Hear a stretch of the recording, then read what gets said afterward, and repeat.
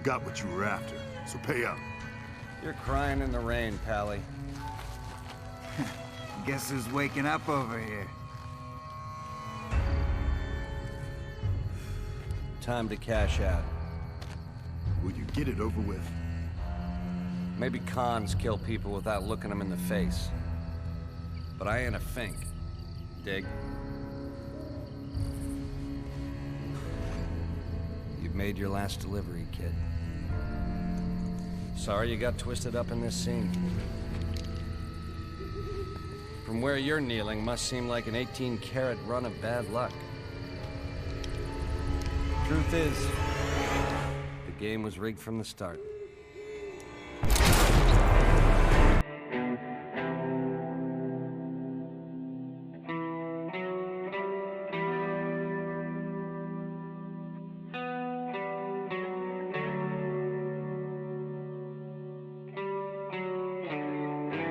Fallout New Vegas, the fourth major installment to the Fallout franchise and sixth overall, is without a doubt my favorite Fallout game I have played to date.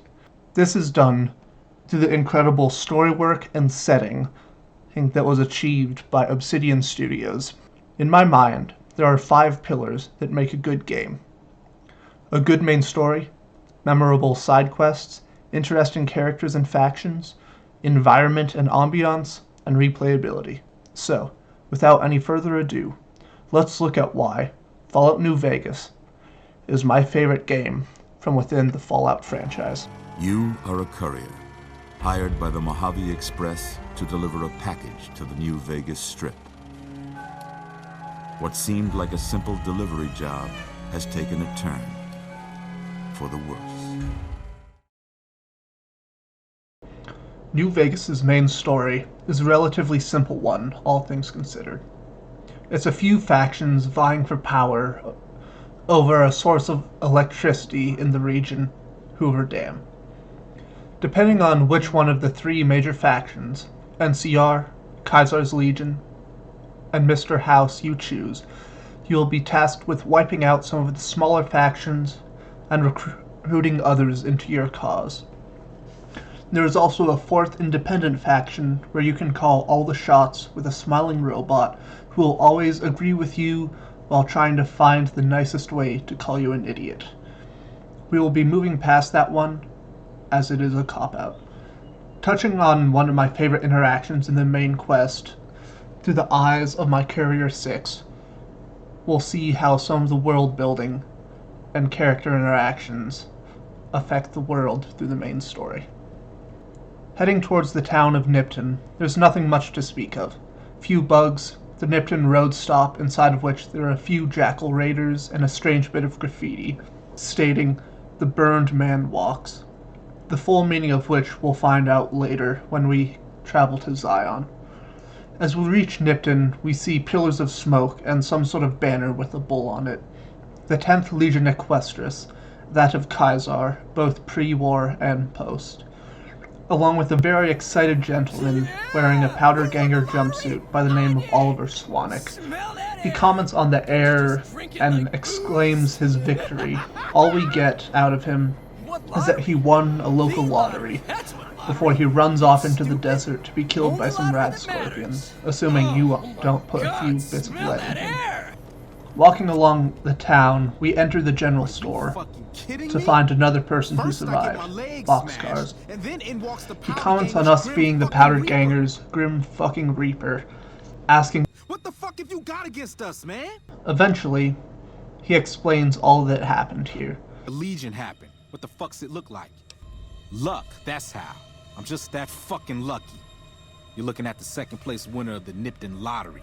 That asshole Swanwick took 1st place, so him they let walk. It ain't like we came to Nipton to play it. Me and my crew had it worked out to kidnap some NCR troopers who come to town to get laid. Had it all worked out with the scumbag mayor. We were gonna ransom them off, keep their weapons for ourselves, a nice score.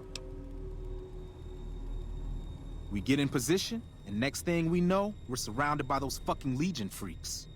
They dragged us and everybody else into the center of town. And that asshole with a dog on his head, he starts talking about how we're bad people. He said we needed to be punished for what we did. Not all of us, but some of us. And then he gives everyone a fucking lottery ticket. What do you think? He started drawing tickets and that's how people got punished. First up was the lucky losers. They got decapitated. Guess that's lucky cause it's pretty quick. Then came the crucifixions. God damn, but those went on and on and on. Third place runners-up got enslaved. I got the fuck beat out of my legs. In the winter, they let go free.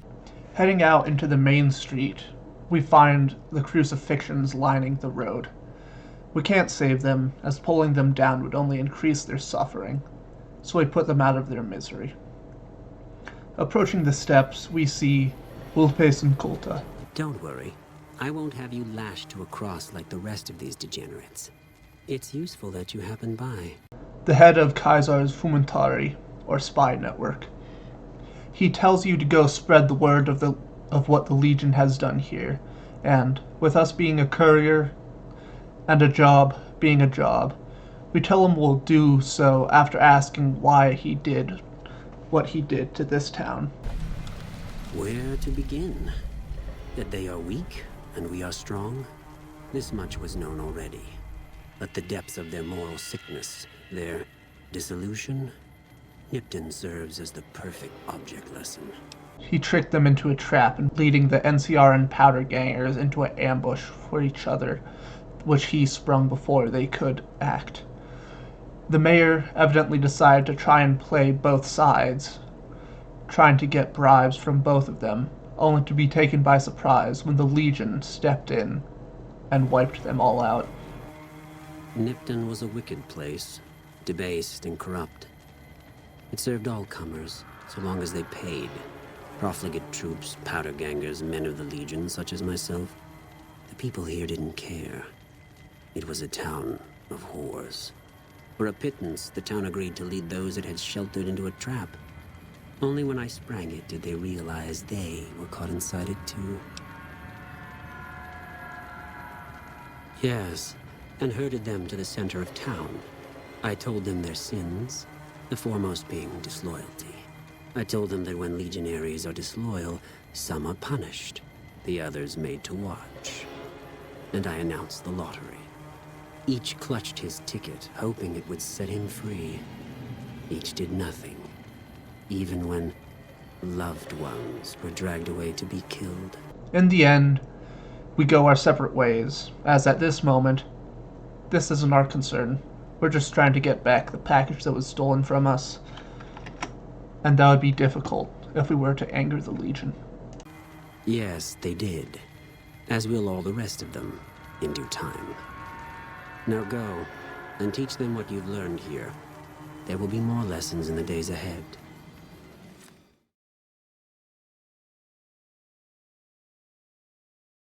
On your journey throughout the wastes, you'll have a few side activities to do along the way, and while I don't have the time to run through the 75 plus side quests, I'm going to touch on one of the more interesting ones for me, Oh My Papa. This decides the fate of the Great Khans, who for absolutely no reason that I'm aware of, are one of my favorite tribes within New Vegas.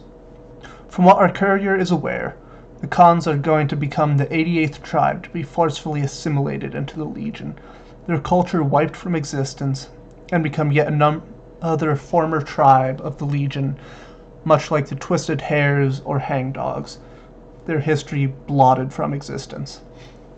Talking with Papa Khan, he is dead set on fighting with the Legion to get back at NCR for the massacre at Bitter Springs, and won't hear another word about it. Have you now? Well, you're a bold one, I'll give you that. But why should I do this for you?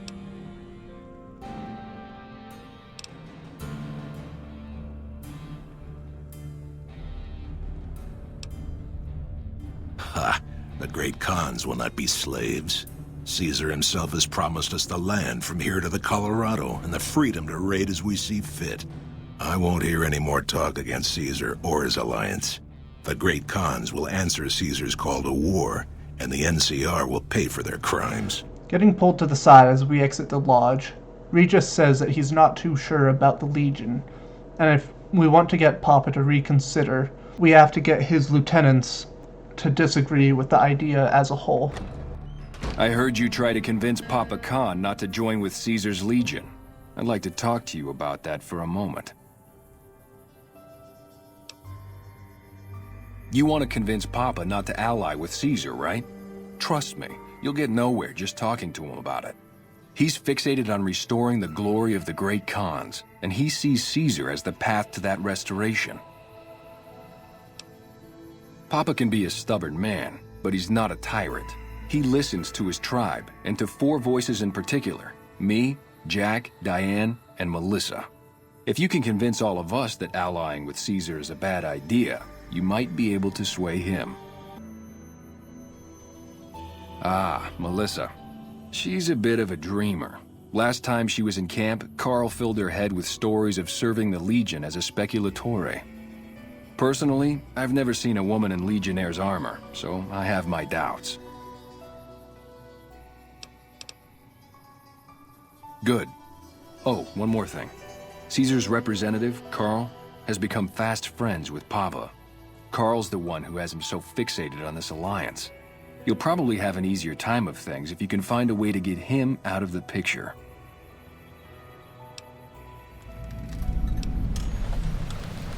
I would too, if I were you. At this point, we're still on neutral terms with the Legion, also bearing the mark of Caesar, occasionally running a package for certain legionaries, learning what we can within the Legion to better our odds of survival in the wastes. Reaching Cottonwood Cove, we find Anders, one of Jack and Diane's drug runners crucified along the road. We set him free and send him off towards Red Rock Canyon, hoping that he'll reach there eventually in one piece.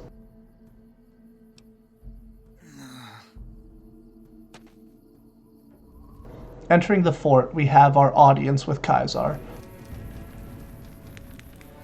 You're the courier who... Put the platinum chip in its slot within the weather station. Talk to Mr. House. Well, you're here ahead of schedule. I suppose it's just as well? And head back up to Caesar.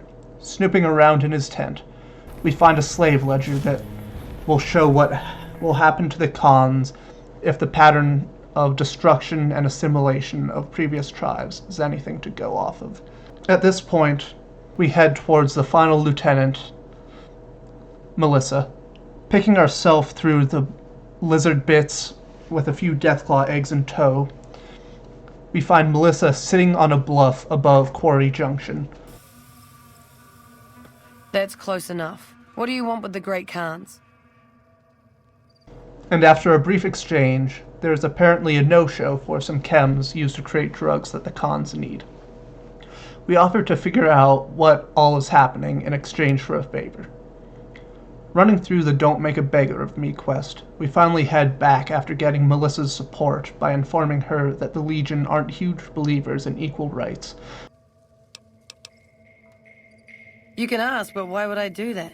Carl's told me all about the life in the Legion. He says I've got all the makings of a speculatore. What? No, What do you mean aren't allowed to serve? Why would he lie about that? That lying little weasel. I almost fell for it too. All right, you've got a deal. You can tell Papa I won't support an alliance. Bye. And her fate will most likely be that of an officer's wife, if she's lucky. Not the adventures of a scouting position that she was hoping for, given Carl's stories. Heading back to Red Rock, we go rooting through Carl's footlocker. Carl is the Legion's representative among the Khans, whose goal is to keep their support in that of Caesar. We find his journal, reading it over. It contains nothing but disdain towards the Khans and their culture. Handing it over to Papa, he is promptly outraged and tells the other Khans to kill Carl. Filthy savages. Probably have to decimate the lot of them? Are these the words of our friend, Caesar? Great Khans, drive Caesar's dog out of our camp. If he's too slow to flee, kill him. I've heard some things from my most trusted Khans. It makes me wonder whether this alliance is a good idea after all. But I want to leave a legacy of greatness when I die. My tribe deserves better than this, cowering in a canyon and living on scraps. Tell me then, if I don't join with Caesar's Legion, where will I find my tribe's lost glory? Well spoken, traveler, well spoken indeed. Perhaps it's time to find our own destiny, unburdened by the past. We'll begin readying the camp to move. As soon as Caesar makes his move, we'll depart. We will make ourselves strong again, and we shall conquer. If you should ever tire of wandering alone, seek us out. You might just have the makings of a great Khan yourself.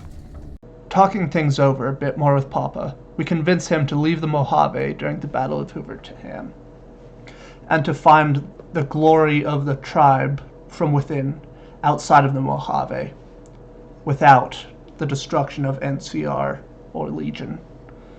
During the Battle of Hoover Dam, they slip out during the chaos into Wyoming to start their empire anew.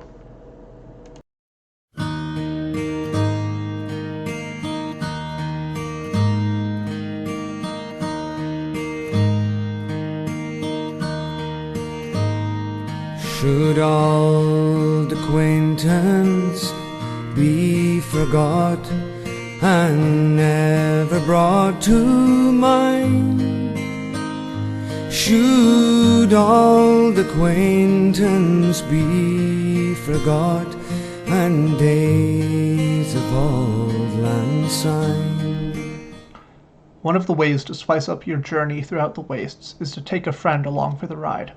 Out of the 8 companions, all of whom who have a storyline and a point through which they're working in their own lives, we're going to focus on one in particular, Arcade Gannon. A member of the Followers of the Apocalypse, a humanitarian group doing their best to help the wastes return to a more civilized state, with education and medical services being foremost in their pursuits. To trigger a companion's questline, you will need to get them to acknowledge certain dialogue options or locations. With Arcade Gannon, we pick him up from the old Mormon fort in Freeside, the Followers' headquarters. Since we're on good terms with the Followers, he's willing to come with us, and as we also have a speech skill above 75, we can convince him to come even if we weren't as close with the Followers. No offense intended, but why should I go anywhere with you?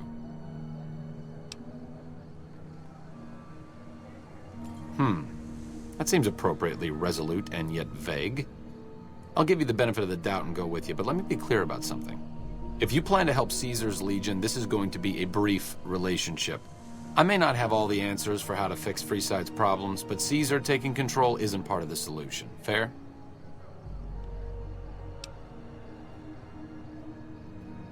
All right, let's not waste any time. There are people out there to help, things to learn. Maybe not in that order, but let's get to it. As a side note, if your intelligence is below 3, he can come with you purely out of pity. Roaming about the wastes with him, we eventually get all the boxes checked off, and he asks if we have a moment to talk. After getting out into the wastes, he opens to us that he's the son of an Enclave officer, the remnants of the shadow government of pre-war America, as well as the villains of Fallouts 2 and 3. I need to talk to you about something, if you have a minute. Any day now? Caesar's going to try to march across Hoover Dam and kick NCR out of the Mojave. We're getting caught up in something important out here. Hell, after how you handled Benny, you're practically right in the middle of all this. I know I'm just along for the ride, but it's made me think about the past and how I might be able to help out. I wasn't always with the Followers, or with the NCR. My late father was an officer in a group called the Enclave, a remnant of America's pre-war government. Memories being short around here, not a whole lot of people remember them. But they did bad things. Terrorized communities, kidnapped people. Eventually someone stopped them. I was born a few years later at a military base on the coast, a place called Navarro. A lot of different places. I only know what I was told. Some of them were cut down by the NCR and the Brotherhood. Some of them went east. My mother never told me what happened to my father, but she and I went south with some others and integrated into the NCR. When the NCR learned that Enclave personnel had integrated, we kept moving to the fringes. It's one of the reasons why I wound up out here. After the Enclave's command structure fell apart, it was only a matter of time before Navarro was overrun by NCR forces. My mother and I left with some of the troopers from my father's old unit, the same people I've kept in contact with over the years. Anyone who didn't get out was killed by the NCR. Even some of the ones who escaped were eventually hunted down by the Brotherhood of Steel. The Enclave did a lot of bad things, but there were good people at Navarro. Good people with a lot of experience. Not many of them are alive anymore, but I think they can make a difference in the fight against Caesar.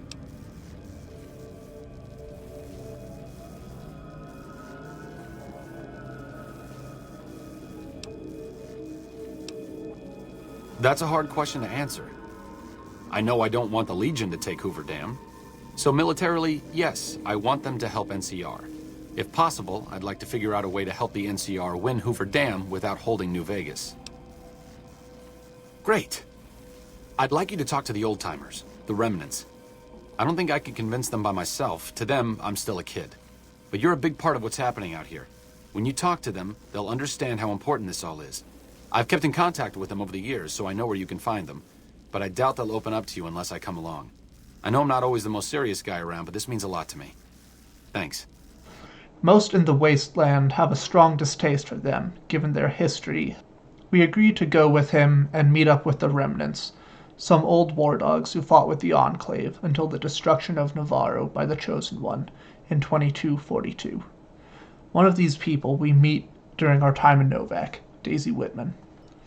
Daisy Whitman currently repairs and helps scrap engines found at Repcon Launch Center for parts worth selling. Fine weather for flying. It's times like these that make me miss it all. Told you everything about us, did he?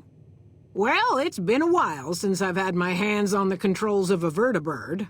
There's a chance I could crash us in the middle of Lake Mead. That place seems to attract aircraft for some reason. But if I get one more chance to fly, count me in. I'll be there. My part of the passphrase is dear. I was never happier than when I was in the cockpit. I was able to go just about anywhere and everywhere, limited only by the fuel I could carry. There were more than a few missions where I took the scenic route home just so I could stay in the air.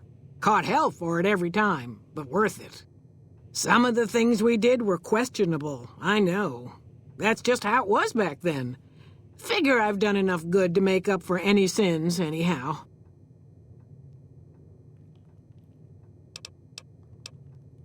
Watch your six out there. Since my mother died, Daisy's been the only woman in my life. She was the only other woman close to my father, too. She flew him out on over a dozen missions, including his last. I've always been close to Daisy. There have been some good men along the way, but lovers make poor confidants. Daisy never had children of her own, so she was always there to listen. Being in the Enclave didn't mean much to her. She just loved to fly. It broke her heart to be grounded. As screwed up as it sounds, at least she was a part of something. Granted, it was something admittedly pretty bad, but it was something. If you spent the first half of your life flying Enclave troopers in a vertibird, I suppose picking over pre-war rocket parts doesn't quite compare. She gives us the word dear, and we head off to find the next person on our list. Next on the docket is Cannibal Johnson, who, surprisingly enough, has no connection to the White Glove Society, but just gained the moniker through a bout of inspiration while surrounded by some raiders, biting into one of their hearts, making the rest flee. Since then, the name stuck. Being one of the heavy weapons specialists within the squad, he hated every second of his time serving, heavily disagreeing with what he was ordered to do. He currently waits in his cave, waiting for death to come and make him pay for the sins he committed while serving.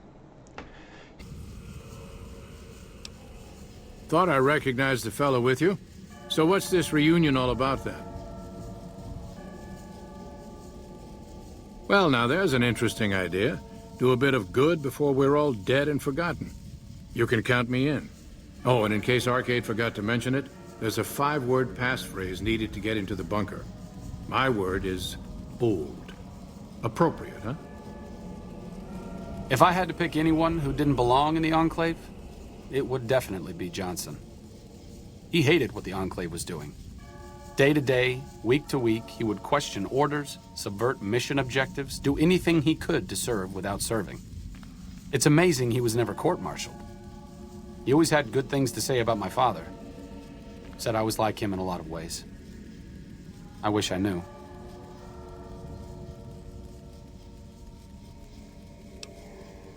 I wonder if he would.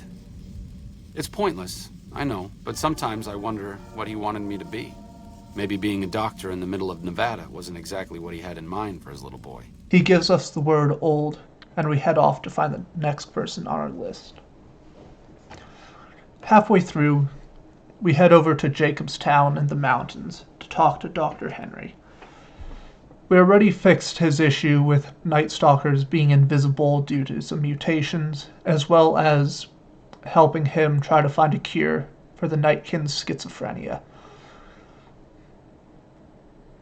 In the Enclave, he specialized in canine cybergenetics, and in Fallout 2, he can be found trying to find a cure to supermutants. He even gave the Chosen One a Cyberhound Mark II. Talking with him, he agrees to come to the bunker and gives us the word friends. We head off to find the final 2 people on our list. I'm intrigued, so I'll go to this reunion. I'll be handing things over to Calamity, so talk to her if anything comes up.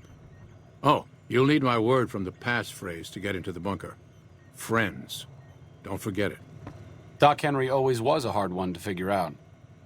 It didn't seem to matter whether he was working with humans or dogs. He had an equal lack of affection for both.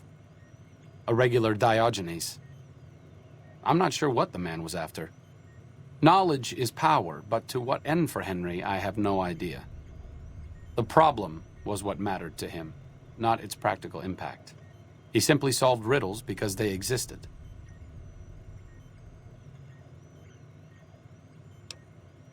Not everyone dreams of being a revolutionary, I suppose. Maybe we can't all change the world. Maybe it's enough just to do good for the short time that we're here.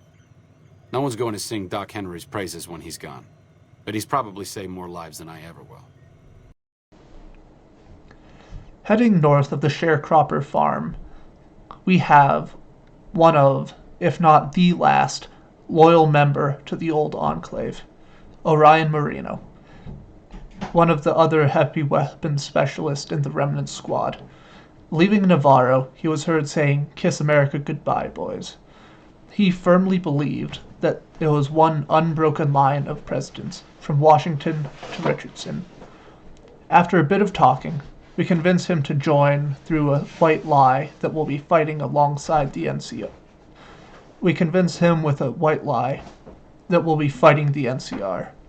He gives us the word remember, and then we're off to find the final person on our list.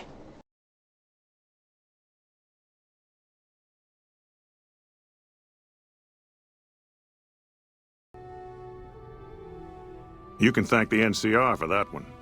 Wait, this isn't on behalf of the NCR, is it? All right, then. I'll show up at this gathering of yours. It might be good to see the others. Johnson excluded. Arcade might have mentioned there's a passphrase needed to get into the bunker. My part is remember.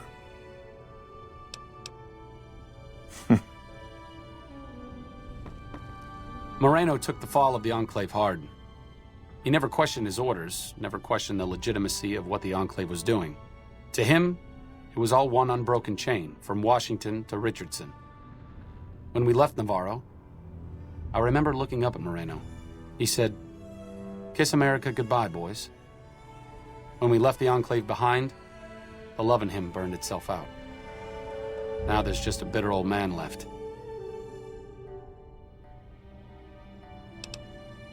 It's been decades, you know. By now, he's been out of the Enclave longer than he was in. Most people know when to hang it up and start over. but not Moreno. Heading into the area of the map most people don't explore all that often, west side, we can find Judah Krieger.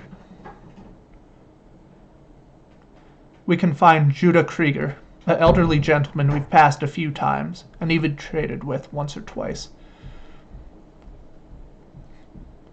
And even talked with once or twice.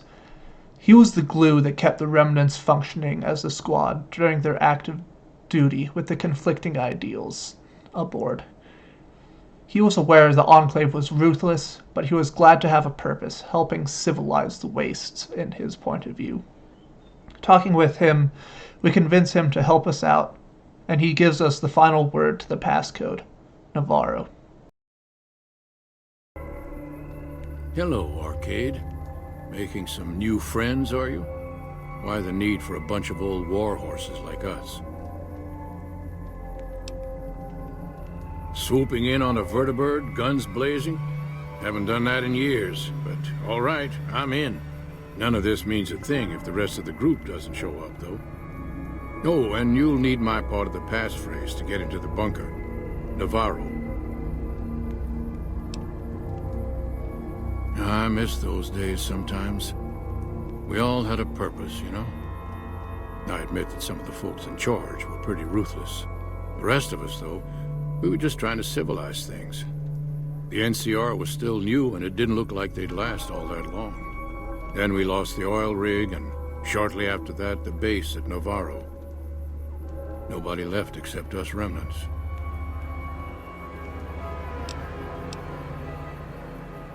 Internal sabotage took down the oil rig. Never did get the full story. The NCR took out Navarro, saying we posed a threat to the region. I was the officer in charge, and Johnson and Moreno were my heavy hitters. Henry handled tech things, and Whitman flew the chopper. Johnson and Moreno never got along, and I had my hands full keeping those two apart some days. It was a difference in philosophy, mostly. Mercy was not part of Moreno's vocabulary.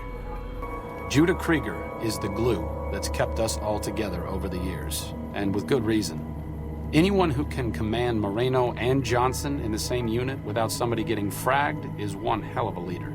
Krieger was polite and kind, but never warm. He always did his best to make me feel welcome in the group. I think he did it out of a sense of loyalty to my father. Loyalty means a lot to Judah. Not loyalty to the Enclave, or even the ideals they fought for, but to the people who served with him.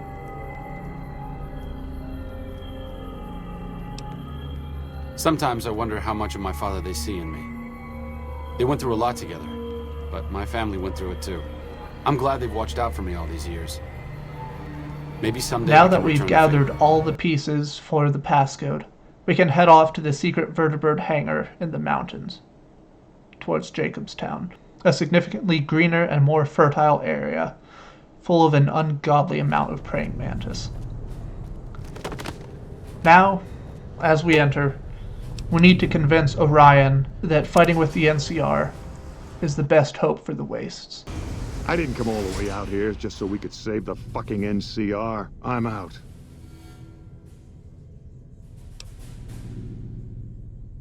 I can't believe you've actually talked me into this. Fine, I'm in. But don't expect me to hold my fire if any NCR troops get in the way.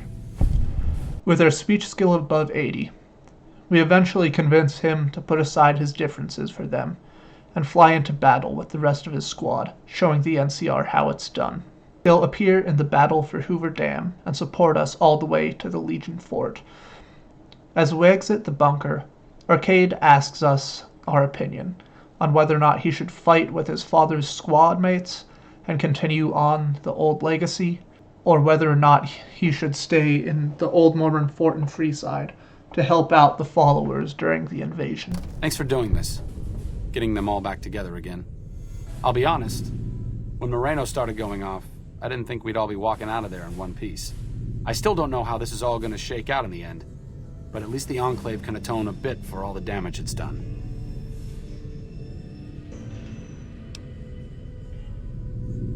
I've been wondering about Daisy and the others for so long, I still haven't figured out what I should do. I mean, I'm not like them. I was born at Navarro and my father served with them, but I wasn't really part of the Enclave. It seems presumptuous of me to think I could join the fight, even if this is a cause worth fighting for. Because I know when fighting breaks out at the dam, all hell is going to break loose in Freeside. They're going to need every doctor they can get. I honestly didn't expect you to say that. When I talked to you about Daisy and the others, you seemed to put a lot of value in loyalty to the past. What's changed since then? True enough, I suppose. Giving them back together must be worth more than me spraying plasma all over the dam. Back to Freeside it is.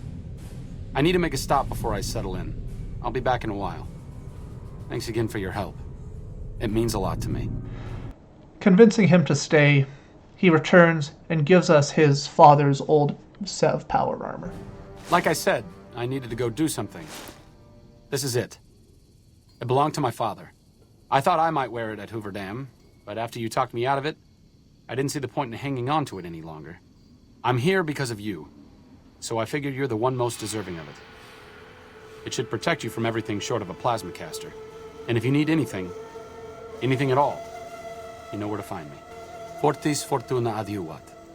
Good luck, and goodbye. The quest, like most in New Vegas, is a reference to the song by the same name, For Auld Lang Syne, which means for old time's sake. With this chapter of the Remnants and Arcade closes.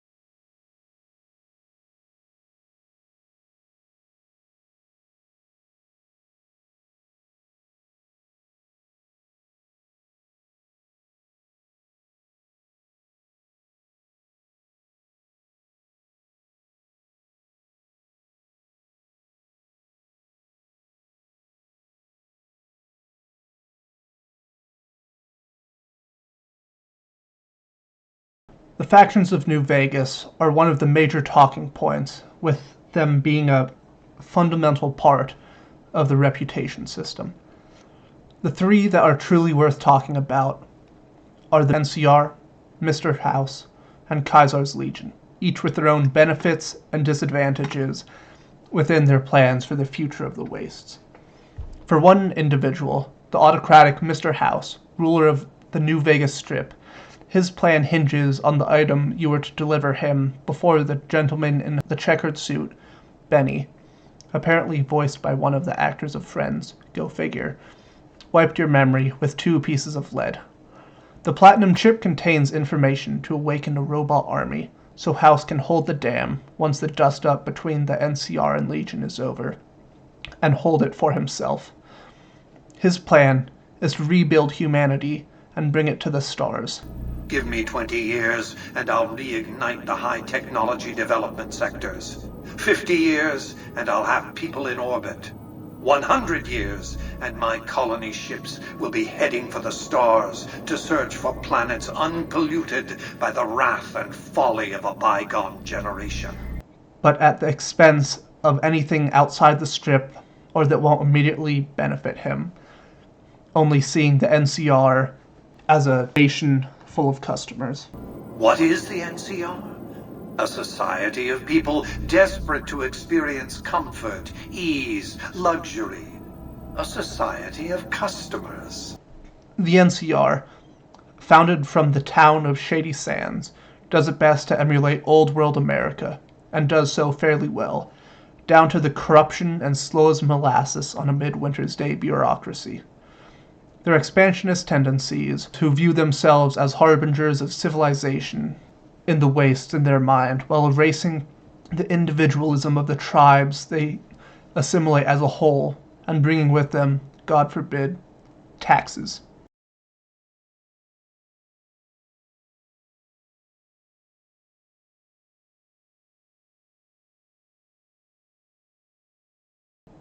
Caesar's Legion, a group of slavers built on the image of Rome, led by Edward Sallow, a former member of the Followers of the Apocalypse, now going by the name of Caesar.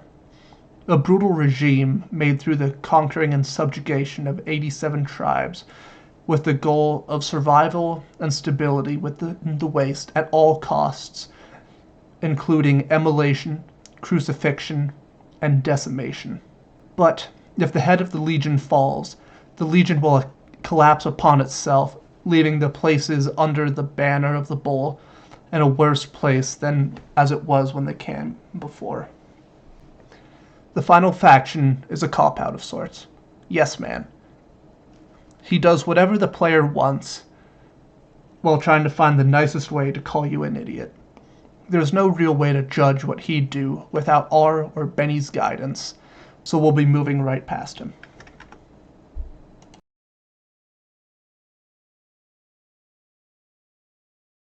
Taking place in the year 2281, some 204 years after the Great War that ravaged the world in nuclear hellfire, the world of New Vegas has something that is largely lacking in the rest of the wastes: organized government and advancement. While in the rest of the Commonwealths, it seems like the bombs could have dropped anywhere from a few weeks ago to a few years by how disorganized and run down everything is. One of the aspects I don't see talked about all that much is the ambient music, and overall, I think that's a good thing. It fades into the background for those of us who don't use the radio all the time, which probably is the best in the series, with the host being voiced by the Mr. Las Vegas himself, and comprised mostly of Western-style music fitting the atmosphere. The lonesome atmosphere really hits when you're wandering around, waiting for some sign of civilization to show itself.